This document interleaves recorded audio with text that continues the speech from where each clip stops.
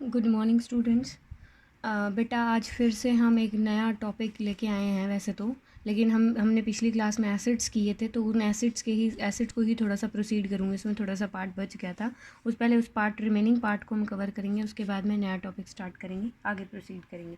देखिए, एसिड को ही आगे फर्दर प्रोसीडिंग करने में मैं बताना चाह रही थी आपको कि पहले बात करें तो इतनी सारी एसिड्स की बात कर ली, इतनी सारी रिएक्शंस की बात कर ली, इतना कुछ बात कर लिया, लेकिन हमें ये भी अभी तक नहीं पता चला। स्ट्रॉन्ग एसिड वीक एसिड में भी बात करा, लेकिन स्ट्रॉन्ग एसिड और वीक एसिड को डिसोसिएशन पॉइंट ऑफ व्यू से तो हमने एक्सप्लेन कर दिया था कि स्ट्रॉन्ग एसिड, दोबारा से एक बार ही बताना चाह रही हूँ। स्ट्रॉन्ग एसिड वो एसिड होते हैं जो कम्प्लीटली आयनाइज हो जाते हैं वाटर के अंदर और लार्ज अमाउंट में H पॉजिटिव आयंस को रिलीज़ करते हैं। वहीं पे बेटा वीक एसिड्स वो होते हैं जो पार्शियली आयनाइज होंगे वाटर के अंदर और प्रोड्यूस करेंगे स्मॉल अमाउंट में हाइड्रोजन आयंस को। तो इन्हीं दो डिफरेंसेस के साथ में बात करते हैं कि डिफरेंस तो हमने कर लिया, लेकिन कोई सिमिलैरिटी भी होनी चाहिए ना एसिड्स के अंदर, कि एसिड सारे के सारे स्ट्रॉन्ग एसिड हो, चाहे वीक एसिड हो, चाहे नॉर्मल एसिड हो, जितने भी एसिड्स हैं उन सारे एसिड्स की एक सिंपल और कॉमन प्रॉपर्टी क्या है वो बात करते हैं। सारे के सारे एसिड जो होते हैं बेटा, these are the acids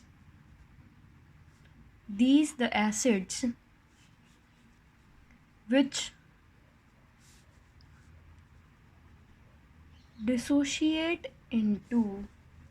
dissociate बोलो या आयोनाइज बोलो। आयोनाइज्ड का मतलब आयंस में कन्वर्ट हो जाता है। जैसे कंपाउंड होता है, एसिड कंपाउंड की फॉर्म में होता है। अब कंपाउंड जो वाटर के अंदर ऐड होगा या आयोनाइज्ड होगा, मींस वो ब्रेक डाउन होगा उसका, तो उसमें क्या होगा, वो आयनिक फॉर्म में जब आएगा, ionised on dissolving in water to produce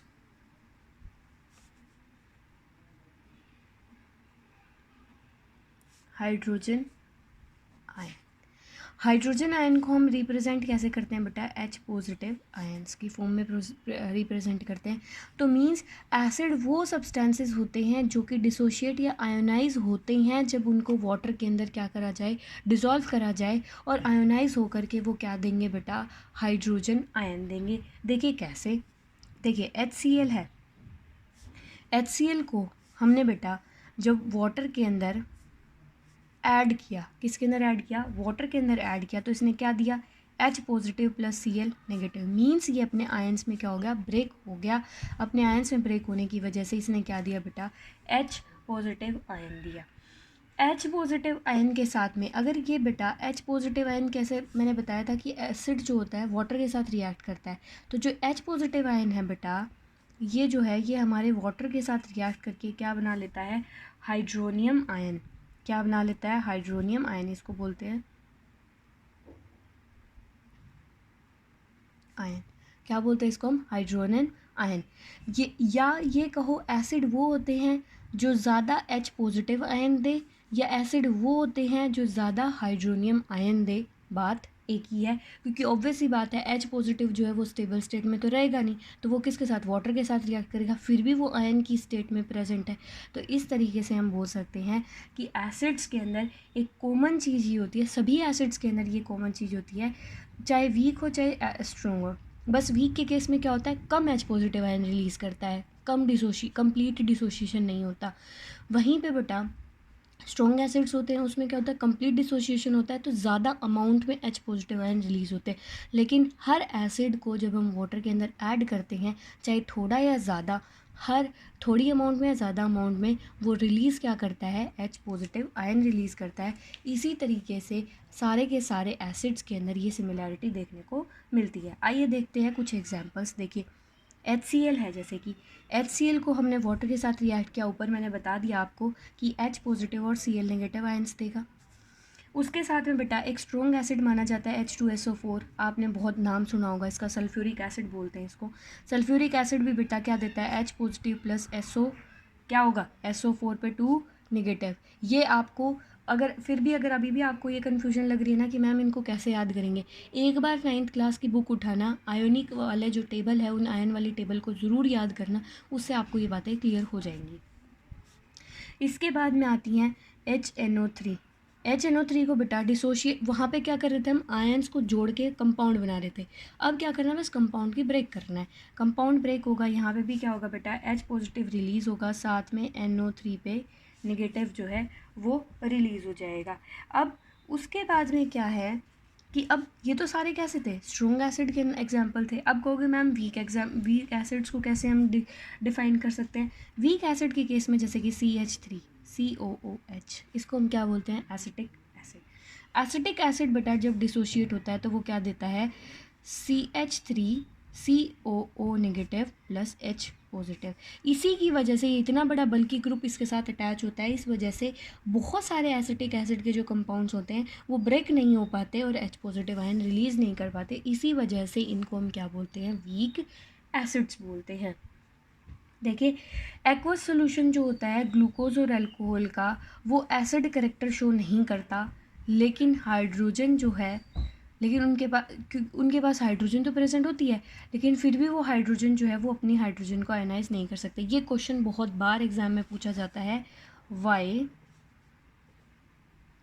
glucose and alcohol do not show acidic character though they have hydrogen ions. ये कहता है कि क्यों ग्लूकोज और अल्कोहल जो होते हैं वो एसिडिक करेक्टर शो नहीं करते, हालांकि उनके पास H पॉजिटिव आयंस तो प्रेजेंट होते हैं। देखिए ग्लूकोज का फॉर्मूला क्या होता है, C6H12O6, इसमें H पॉजिटिव बहुत सारे हैं। अल्कोहल कोई भी लगा लो, CH3OH, CH3CH2OH, ये दोनों क्या हैं बेटा, ग्लूकोज हैं, और ये सॉरी अल्कोहल है ये, और ये क्या है, ग्लूकोज है। अल्कोहल में वेल एक्सेप्टेड अल्कोहल ये होता है इथेनॉल, ये क्या होता है, इथेनॉल, ये वेल एक्सेप्टेड अल्कोहल होता है और इसको अल्कोहलेटेड ड्रिंक बनाने में भी यूज़ किया जाता है। ग्लूकोज और अल्कोहल जो होते हैं इनके पास हाइड्रोजन आयन प्रेजेंट होने की वजह होते हुए भी ये एसिडिक करेक्टर शो नहीं करते। देखिए कैसे नहीं करते, क्योंकि बेटा क्या होता है, when glucose and alcohol added to water, they do not dissociate or ionize in water and do not liberate H positive ions in the solution, so they do not conduct electricity। इस तरीके से बेटा हम क्या कर सकते हैं, इसका जस्टिफिकेशन दे सकते हैं उस क्वेश्चन का कि why alcohol and glucose do not show acidic character in the water though they have hydrogen ion in it, कि हाइड्रोजन आयन और होते हुए भी वो वाटर के अंदर एसिडिक करेक्टर शो नहीं करते, क्योंकि वो अपना हाइड्रोजन आयन को रिलीज़ नहीं कर पाते। ठीक है जी। इसके बाद में बेटा आप लोगों को एक मैंने वो बताया था ना कि इलेक्ट्रिसिटी कंडक्ट नहीं होती है, इलेक्ट्रिसिटी कंडक्ट नहीं होती है, उस कंसेप्ट को भी दोबारा बता देती हूँ कि वाई, दोबारा से रिपीट कर रही हूँ, वाई एसिड्स शो और conduct electricity in aqueous solution. मैंने पहले भी बताया था, अब फिर बता रही हूँ, एक्वस का मतलब होता है सॉल्यूट इन वाटर, उसको हम क्या बोलेंगे, एक्वस। सॉल्यूट एसिड भी हो सकता है, सॉल्यूट लिक्विड भी हो सकता है, सॉल्यूट सॉलिड भी हो सकता है, सॉल्यूट गैस भी हो सकती है, कुछ भी हो सकता है। सॉल्यूट अगर वाटर के अंदर प्रेजेंट है तो उसको हम क्या बोलेंगे, एक्वस सॉल्यूशन बोलेंगे। तो कहता है कि वाई एसिड शो और conduct electricity in the aqueous solution. इसका क्वेश्चन पूछा जाता है बेटा इसका आंसर ये आता है कि एसिड जो होता है, बताया था HCl, देखिए H पॉजिटिव आयन देगा और साथ में क्या करेगा, Cl नेगेटिव आयन्स देगा। तो इसकी वजह से क्या होगा बेटा, H पॉजिटिव आयन्स जो है ये डोनेट्स करेगा अपने इलेक्ट्रॉन्स को। क्या करेगा बेटा, ये डोनेट करेगा इलेक्ट्रॉन को। Now the free electron are capable to flow and the flow of electron is called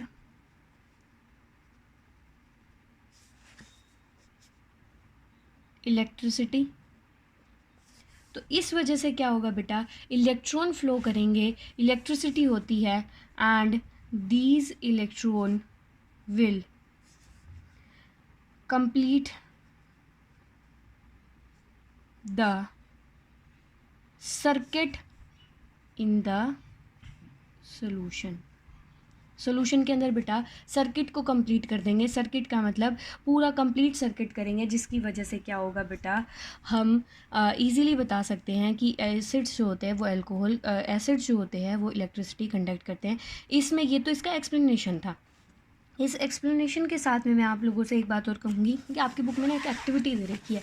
activity क्या दे रखी है कि एक कंटेनर ये लिया है, एक कंटेनर ये लिया है, इसमें एसिड है, इसमें एल्कोहल है, इसमें एसिड है और उसमें क्या है बेटा, एल्कोहल है। इसमें क्या होगा बेटा, इसके अंदर हमने क्या कर रखा है, एसिड ऐड कर रखा है, और इसमें क्या कर रखा है, एल्कोहल ऐड कर रखा है। ये हमने एक सेटअप लगाया है, इस सेटअप के ऊपर हमने क्या करा है बेटा, आयरन नेल्स को ऐड किया है। ये क्या है, आयरन नेल्स। क्या है ये, आयरन नेल्स। आयरन नेल्स को बेटा हमने क्या करा, बाइंड कर दिया वायर से। वायर करने के बाद में ये हमने क्या लगा दिया, इस पर स्विच लगाया। ये हमने अपनी बैटरी पुट कर दी और यहाँ पे हमने एक बल्ब लगा दिया, और बल्ब को हमने दोबारा दूसरी नेल से कनेक्ट कर दिया। और बीच में क्या है हमारे यहाँ पे, एसिड प्रेजेंट है। क्या है, एसिड प्रेजेंट है। ये बल्ब है, ये बैटरी है, ये स्विच है, वायर है। देखिए अब बेटा वाटर के अंदर प्रेजेंट है, आयोनाइज होगा एसिड, एसिड आयोनाइज होगा, H पॉजिटिव आयन रिलीज करेगा। अब वैसे देखा जाए तो आयरन नेल और दूसरे ये नीचे वुडन ब्लॉक है। देखिए ये तो वुडन ब्लॉक हैं, दोनों नेल एक दूसरे से अलग अलग हैं, सर्किट कंप्लीट नहीं है, लेकिन यहाँ पे आयोनाइज होने की वजह से इलेक्ट्रॉन फ्लो करेंगे, जिसकी वजह से इस नेल और इस नेल के बीच में क्या हो जाएगा बेटा, जंक्शन क्रिएट हो जाएगा और इलेक्ट्रिसिटी पास करेगी और ये बल्ब जो है ये ग्लो करेगा। तो इस तरीके से हम बता सकते हैं कि एसिड जो होते हैं वो इलेक्ट्रिसिटी को कंडक्ट करते हैं।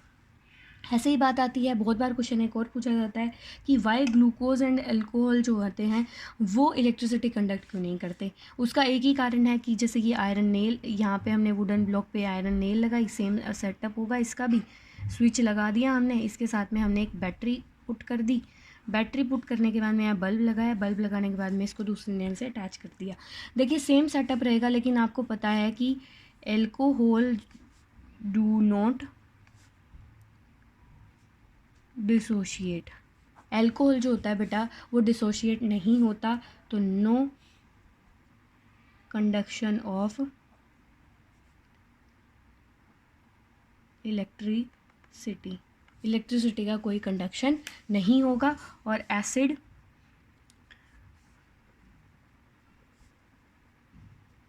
डिसोशिएट और आयोनाइज्ड, so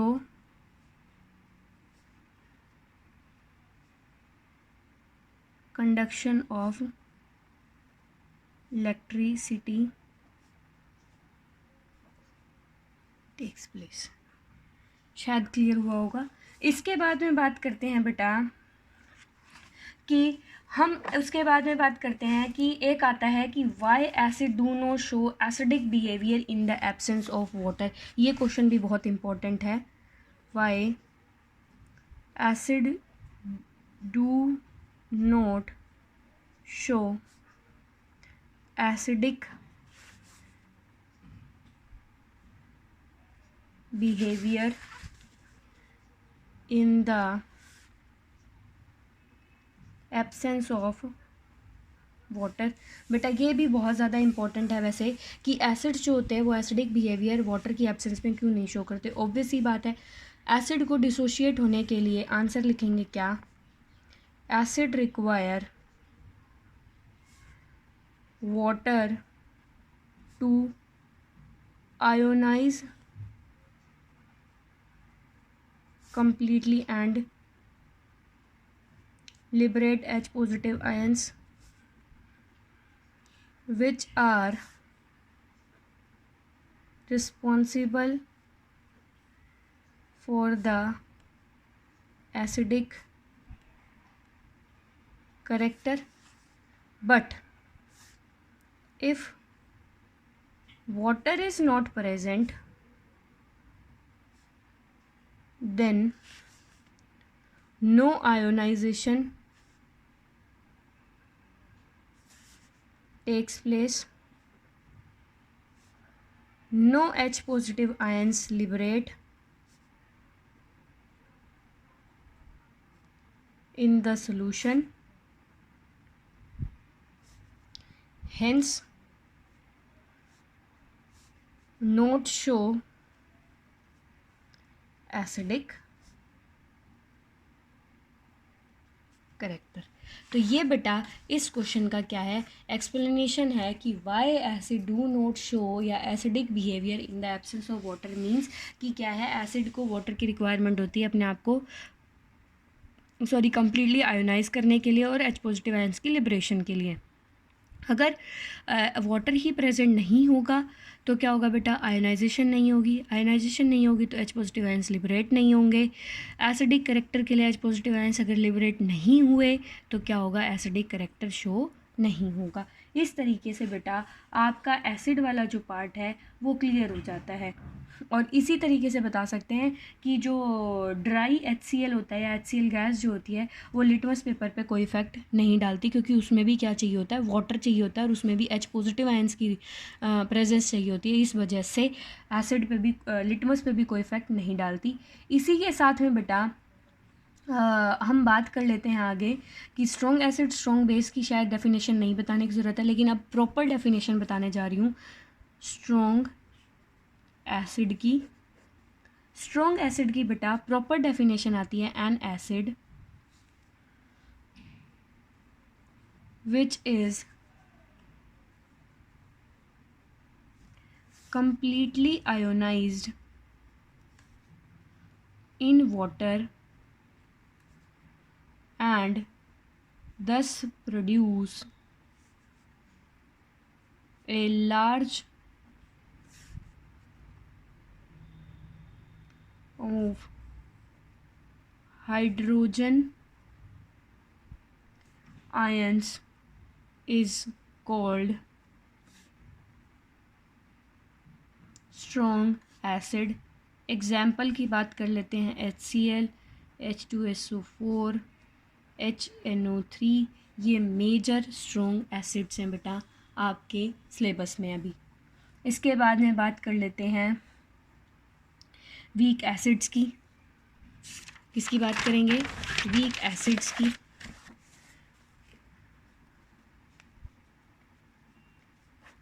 वीक एसिड्स की बात करते हैं तो इसको डिफाइन करेंगे, N acid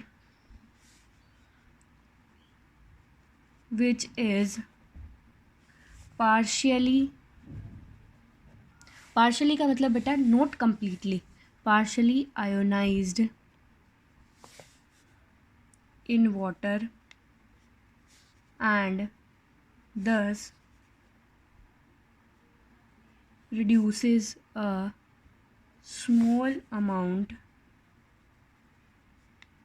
of hydrogen ions is called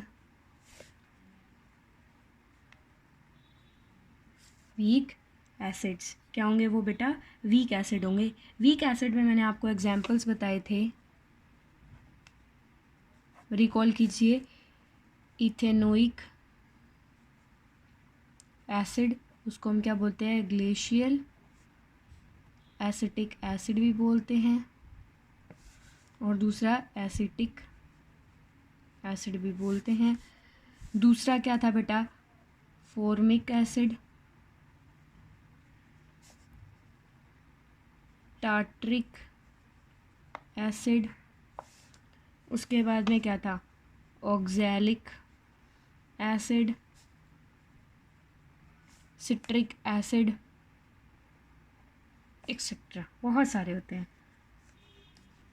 इसके बाद में बेटा लास्ट आ जाता है uses of acids in industries. Acids का इंडस्ट्रीज में क्या यूज़ होता है।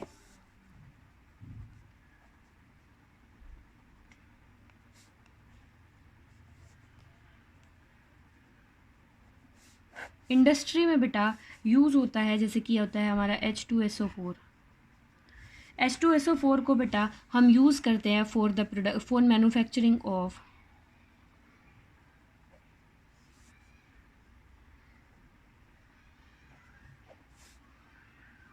फर्टिलाइज़र, जैसे कि अमोनियम,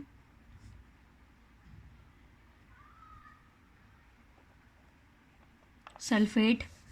पेंट्स बनाने में भी यूज़ होता है बेटा, डाइज भी बनती हैं इससे। Plastic, detergent, car batteries, synthetic fibres और केमिकल्स भी बनाए जाते हैं। फिर उसके बाद में आता है बेटा जैसे कि नाइट्रिक एसिड, HNO3। HNO3 को किस में यूज़ किया जाता है, जैसे कि फर्टिलाइज़र, अमोनियम,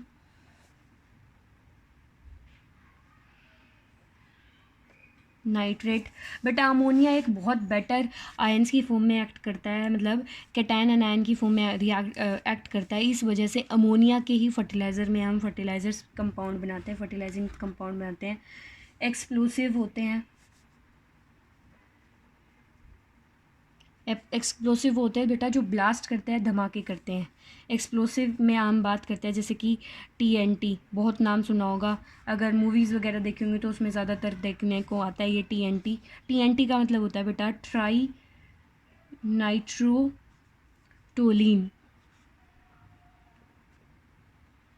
बहुत नाम होता है इसका। TNT यूज़ किया था ब्लास्ट करने के लिए, एक्सप्लोसिव यूज़ करने के लिए। न्यूज़ में भी बहुत बार आता है, मुंबई ब्लास्ट में भी TNT यूज़ किया गया था। इसके बाद में आता है बेटा डाइज, उसके बाद में आता है प्लास्टिक्स। ये किससे बनती हैं, HNO3 से। फिर HCl की आ जाती है बारी। HCl से जनरली देखा जाता है तो HCl से हम क्या करते हैं, ऑक्साइड्स की लेयर्स को क्या कर सकते हैं, रिमूव कर सकते हैं फ्रॉम स्टील। स्टील के ऑब्जेक्ट से हम क्या कर सकते हैं बेटा, ऑक्साइड्स की लेयर को क्या कर सकते हैं, रिमूव कर सकते हैं। और बेटा इसको हम लेदर इंडस्ट्री में भी यूज़ करते हैं for cleaning purpose.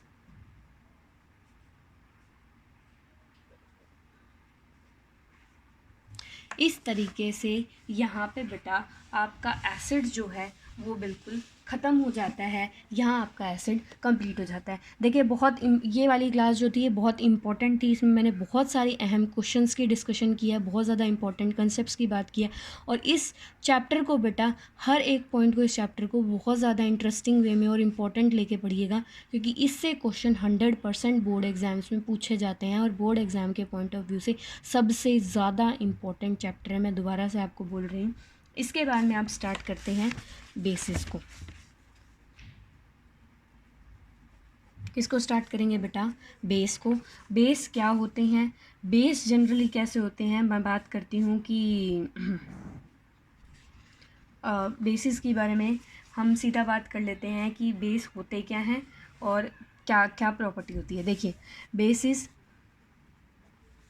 They are bitter in taste, bases कैसे होते हैं बेटा, बिटर इन टेस्ट होते हैं। इसके बाद में बात करते हैं कि बेसिस के अंदर बेटा एक शब्द आता है एल्कली, बहुत यूज़ होगा, बहुत जगह यूज़ किया होगा कि एल्कली का मतलब क्या होता है। When base is soluble in water and present in water as solution of base and water, उसको हम क्या बोलते हैं बेटा, एल्कली बोलते हैं। यानी साफ सीधी सी सिंपल शब्दों में हम बोल सकते हैं क्या, कि बेस अगर पानी में घुला हुआ है तो उसको हम क्या बोलेंगे, एल्कली बोलेंगे। और एक्वस की बात कहाँ करी थी मैंने, जब कोई भी सब्सटेंस जो है बेटा वाटर के अंदर डिजोल्व होगा तो उसको हम क्या बोलेंगे, एक्वस बोलेंगे। लेकिन बेस के केस में हम क्या करेंगे, जब बेस जो है वो वाटर के साथ ऐड होगा तो उसको हम क्या बोलेंगे, एल्कली बोलेंगे। देखिए अब एल्कली जो होती है, ये आपको थोड़ा सा क्लियर हुआ कि एल्कली क्या होती है। इसके बाद में कहते हैं कि अब थोड़ा सा ना बेसिक से स्टार्ट करते हैं कि अब आता है what is common in acids. Acids के सारे बेस सॉरी ये कहता है अब बेटा कि सारे के सारे बेस के अंदर क्या कॉमन है। बेस के अंदर क्या कॉमन है, कि बेस को हम डिफाइन करें तो क्या बोल सकते हैं, a base is a substance which dissolve in water, which बेटा dissolve in water to produce hydroxide ion.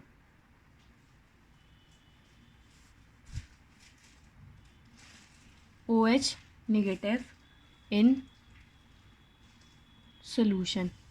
देखिए वहाँ पे एसिड और बेस में कुछ ज़्यादा डिफरेंस नहीं है डेफिनेशन में।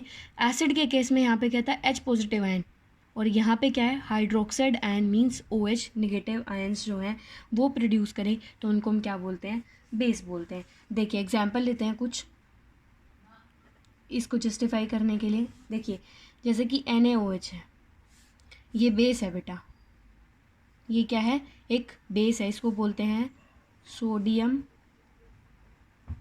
हाइड्रोक्साइड। क्या बोलते हैं इसको हम, सोडियम हाइड्रोक्साइड। जब बेटा इसको हम वाटर के साथ ऐड करेंगे तो क्या रिलीज़ करेगा, Na positive plus OH negative. कैसा है ये, बेसिक नेचर शो कर रहा है। इसके साथ में आता है KOH, पोटेशियम हाइड्रोक्साइड। क्या बताया बेटा, पोटेशियम हाइड्रोक्साइड। अब पोटेशियम हाइड्रोक्साइड भी क्या होगा, K positive plus OH negative ions क्या करेगा, रिलीज़ करेगा। इसके बाद में आता है जैसे कि MgOH, मैग्नीशियम हाइड्रोक्साइड, ये भी बेस होता है, ये भी क्या करेगा बेटा, Mg positive plus OH negative ions को क्या करेगा, रिलीज़ करेगा। तो हर जगह क्या हो रहा है, हर एक बेस के अंदर क्या हो रहा है बेटा, OH आयन रिलीज़ हो रहे हैं। तो इसका मतलब क्या है, ये बेस है। तो सभी बेस के अंदर क्या कॉमन चीज़ है, OH आयंस कॉमन है। इसके बाद में आता है बेटा कि बेस की जो एक कॉमन प्रॉपर्टी होती है वो यही होती है कि वो हाइड्रोक्साइड आयंस प्रोड्यूस करते हैं व्हेन दे आर डिजॉल्व्ड या when they are added into the water. देखिए अब इसके बाद में आते हैं टाइप्स ऑफ बेस। बेस के टाइप्स में बेटा एक आता है स्ट्रॉन्ग बेस, जैसे स्ट्रॉन्ग एसिड था ना वैसे ही स्ट्रॉन्ग बेस है। आइए पहले इसकी डेफिनेशन पढ़ लेते हैं। इसकी डेफिनेशन होती है बेस एक ऐसा सब्सटेंस या ऐसा बेस जो कि बेटा कंप्लीटली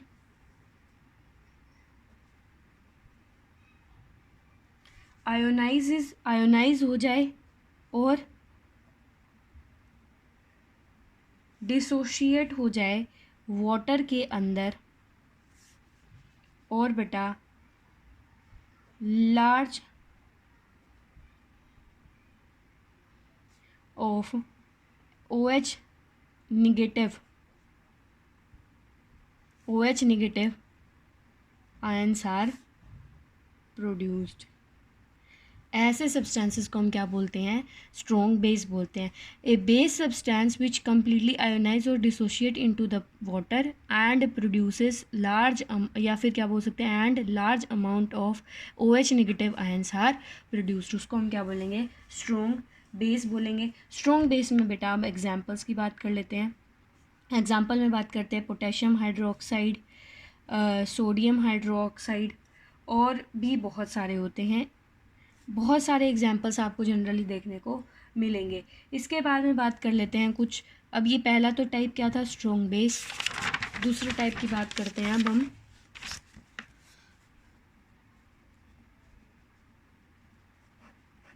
किसकी, वीक बेस की। वीक बेस को डिफाइन करने के लिए बोल सकते हैं these are the base which partially ionized in water and produces a small amount of beta hydroxide ions, ऐसे को क्या बोलते हैं, is called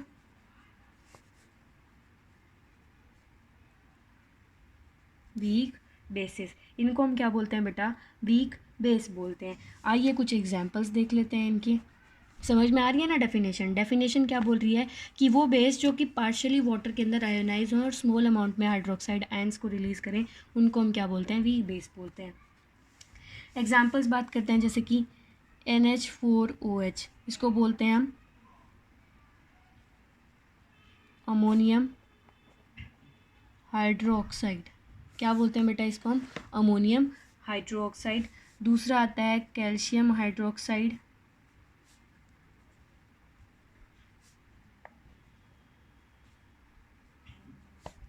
तीसरा आता है बेटा इसमें एग्जाम्पल मैग्नीशियम हाइड्रोक्साइड।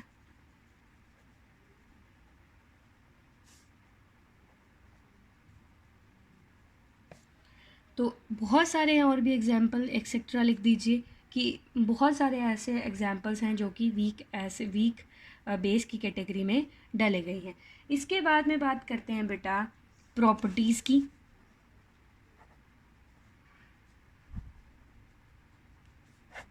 दो बेसिक प्रॉपर्टी तो आपको पता ही है, एक कैसी, टेस्ट वाली, और दूसरी लिटमस वाली। तीसरी एक और प्रॉपर्टी आती है बेटा कि ये सोपी होते हैं टच में। मीन्स जैसे स्लिपरी, जब वाटर के साथ में इसको टच करेंगे ना तो ऐसे लगेगा कि बहुत स्लिपरी और सोप जैसा सा फील हो रहा है हमें। तो सबसे पहले आता है बेसिस हैव बिटर टेस्ट, सबसे पहला। दूसरा आता है बेटा बेसिस फील सोपी टू टच। क्या होता है जब हम इनको टच करते हैं तो बेटा ये कैसे फील होते हैं, जैसे सोपी नेचर हो। तीसरा आता है बेटा bases turn red litmus to, मैंने याद कराया था बी से बेस, बी से ब्लू। अगला आएगा बेटा वही बेसिस कंडक्ट इलेक्ट्रिसिटी। इसको अब क्लियर कर दूंगी मैं आपको। वैसे तो क्लियर हो भी गया होगा कि बेस कैसे इलेक्ट्रिसिटी कंडक्ट करेंगे। वही सेम बात है बेटा कि ये भी क्या होता है, बेस जब, जैसे कि मान लो एक स्ट्रॉन्ग बेस है NaOH। NaOH को बेटा हमने जैसे कि वाटर के अंदर ऐड किया, वाटर के अंदर ऐड करेंगे तो क्या होगा, ये Na पॉजिटिव और OH नेगेटिव आयंस रिलीज़ करेगा। आपको पता है ये क्या है, मेटल है, मतलब इसने एक इलेक्ट्रॉन डोनेट किया है। इलेक्ट्रॉन डोनेट किया है तो मतलब फ्री इलेक्ट्रॉन्स हैं। क्या है, फ्री इलेक्ट्रॉन्स है। और फ्री इलेक्ट्रॉन क्या कर सकते हैं, कंडक्ट इलेक्ट्रिसिटी को वो क्या कर सकते हैं बेटा, कंडक्ट कर सकते हैं। तो इस तरीके से हम बोल सकते हैं कि बेस जो होते हैं वो भी इलेक्ट्रिसिटी को क्या करते हैं बेटा, कंडक्ट करते हैं। इसके बाद में आइए देखते हैं अगली प्रॉपर्टी। अगली प्रॉपर्टी आती है कि बेस रिएक्ट कर सकते हैं किसके साथ बेटा, सम मेटल्स के साथ में, टू फॉर्म हाइड्रोजन गैस। इनसे भी क्या होती है, हाइड्रोजन गैस प्रोड्यूस होती है। देखिए कैसे, NaOH है। NaOH बेटा जब जिंक के साथ रिएक्ट करता है, NaOH बेटा जब जिंक के साथ रिएक्ट करता है तो इसमें हीट देनी पड़ती है। तो ये कैसी रिएक्शन है, वैसे भी एंडोथर्मिक, क्योंकि हीट एब्जॉर्ब हो रही है। ये क्या है, जिंक, ये सोडियम हाइड्रोक्साइड, ये सोडियम हाइड्रोक्साइड है, ये जिंक है, इसको हीट दी मीन्स एंडोथर्मिक रिएक्शन है। क्या बनेगा बेटा, Na2ZnO2, इसको बोलते हैं हम सोडियम जिंकेट। क्या बोलते हैं बेटा इसको, सोडियम जिंकेट। ये सॉल्ट है हमारा, और साथ में क्या रिलीज़ हो रही है बेटा, H2 गैस। साथ में क्या रिलीज़ हो रही है, H2 गैस। और आपको पता है कि H2 गैस का टेस्ट कैसे करते हैं, कि H2 गैस को हम सोप सोल्यूशन से पास करेंगे। सोप सोल्यूशन से जो फ्यूम्स बनेंगे, उन फ्यूम्स को जब हम बर्निंग कैंडल के पास लेके जाएंगे तो उससे क्या होगी, पॉप साउंड प्रोड्यूस होगी। तो यहाँ पे ये वाली प्रॉपर्टी आपको शायद क्लियर होगी। यहाँ पे आपको टेस्ट किसी भी तरीके से पूछ सकता है बेटा कि बेस जो है वो मेटल के साथ रिएक्ट करेगा तो क्या होगा, पूछ सकता है। दूसरा क्या हो सकता है कि एसिड जो है वो मेटल के साथ रिएक्ट करता है तो हाइड्रोजन गैस रिलीज होती है, तो उसका टेस्ट कैसे है। तो दोनों तरीके से क्वेश्चन पूछ सकता है, तो कंफ्यूज होने की ज़रूरत नहीं है। इसके बाद में बात करते हैं बेटा, अगली प्रॉपर्टी जो आती है वो क्या आती है, bases react with acids to form salts and water. ये वही न्यूट्रलाइजेशन रिएक्शन बोलेंगे इसको हम, क्या बोलेंगे, न्यूट्रलाइजेशन रिएक्शन। कि जनरली बेस जब एसिड के साथ रिएक्ट करते हैं तो सोल्ट और वाटर बनाते हैं, ऑब्वियस ही बात है। देखिए वही NaOH स्ट्रॉन्ग बेस, साथ में क्या कर सकते हैं हम, H2SO4 स्ट्रॉन्ग एसिड है, ये एसिड है, ये क्या है बेटा, बेस है, दोनों स्ट्रॉन्ग है। इसको बोलते हैं हम सोडियम हाइड्रोक्साइड, इसको बोलते हैं सल्फ्यूरिक एसिड। दोनों के दोनों कैसे हैं, एक स्ट्रॉन्ग बेस है, दूसरा कैसा है, स्ट्रॉन्ग एसिड है। दोनों रिएक्ट करेंगे, क्या बनाएंगे, Na2SO4, ये क्या होगा, सोडियम सल्फेट। तो क्या है ये बेटा, सोल्ट की फॉर्म में होगा, और साथ में क्या रिलीज़ करेगा, वाटर रिलीज़ करेगा। और ये सोल्ट जो होगा और वाटर प्रोड्यूस हुआ, इसकी वजह से इसको हम क्या बोलते हैं, न्यूट्रलाइजेशन रिएक्शन बोलते हैं। क्या बोलते हैं इसको हम, न्यूट्रलाइजेशन रिएक्शन बोलते हैं। इसके बाद में आती हैं बेटा, अगली प्रॉपर्टी आती है bases react with non metal oxides to form salt and water. मैं आपको बता दूं बेसिकली जो नॉन मेटल के ऑक्साइड्स होते हैं वो कैसे होते हैं बेटा, एसिडिक होते हैं।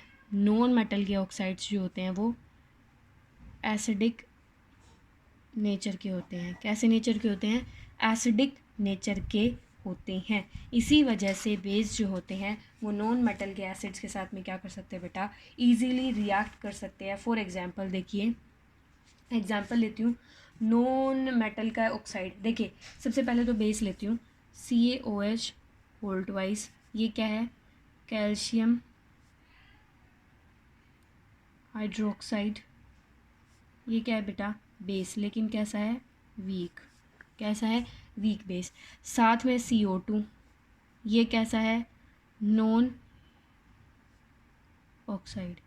कैसा है बेटा, नॉन मेटल का ऑक्साइड, क्योंकि कार्बन जो है वो कैसा है, नॉन मेटल, और उसके साथ ऑक्सीजन ऐड हुई है, तो मतलब क्या है, कार्बन का ऑक्साइड मीन्स कार्बन डाइऑक्साइड। तो इससे क्या प्रोड्यूस होगा, CaCO3, इसको हम क्या बोलते हैं, कैल्शियम कार्बोनेट। इसको क्या बोलेंगे बेटा हम, कैल्शियम कार्बोनेट। ये क्या किया, सोल्ट बनाया, साथ में वाटर रिलीज़ किया। तो इसमें भी क्या होती है, सेम ऊपर वाली न्यूट्रलाइजेशन रिएक्शन देखने को मिलती है। यहाँ पे बेटा आप लोगों की बेसिस की केमिकल प्रॉपर्टीज़ फिनिश हो जाती हैं। अब लास्ट टॉपिक आपका बचा है, that is uses of basis. Base के यूज़ क्या क्या होते हैं? बेस के यूज़ होते हैं बेटा, सबसे पहले they are used in manufacturing of soap, paper, और क्या हो सकता है बेटा, सिंथेटिक फाइबर्स, जिसको हम बोलते हैं क्या, रेयन। रेयन का जो कपड़ा होता है वो बेसिकली किससे बनता है, बेस की हेल्प से बनता है, कि बेस जो है वो सोप, पेपर और सिंथेटिक फाइबर्स की मैन्युफैक्चरिंग में हेल्प करता है, पहला। दूसरा क्या हो सकता है बेटा, जो हमारा ये कैल्शियम हाइड्रोक्साइड होता है, CaOH Holt wise, CaOH Holt wise जो है बेटा, इसको हम स्लेक लाइम भी बोलते हैं, इसको हम ब्लीचिंग पाउडर में भी यूज़ करते हैं।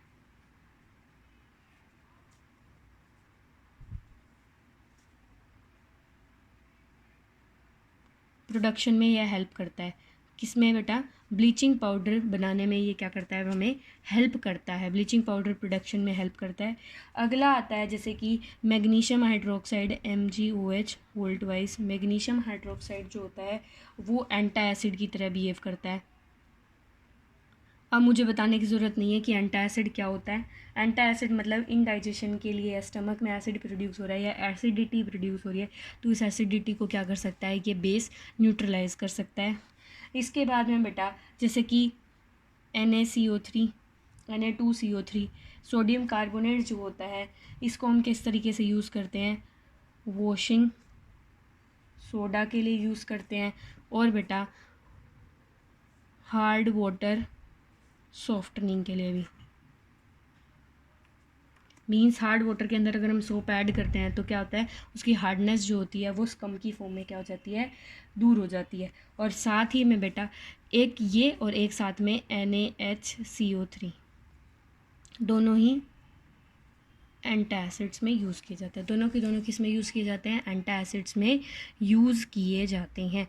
तो ये थी आपकी क्लास आज की, कि basically what are the common things of acids. Acids सारे के सारे एसिड्स के अंदर क्या कॉमन थिंग होती हैं, कैसे एसिड्स जो होते हैं वो इलेक्ट्रिसिटी कंडक्ट करते हैं, अल्कोहल नहीं करते, क्यों एसिड जो होते हैं वो एसिडिक करेक्टर वाटर की एब्सेंस में शो नहीं करते, क्यों लिटमस पेपर जो होता है बेटा वो वाटर की एब्सेंस में कलर शो नहीं करता, क्योंकि पता है आपको कि एसिड जो है वो H पॉजिटिव आयन रिलीज़ नहीं करेगा, तो लिटमस जो है वो H पॉजिटिव के आयन्स की प्रेजेंस को नहीं डिटेक्ट कर पाएगा और वो कलर चेंज नहीं कर पाएगा।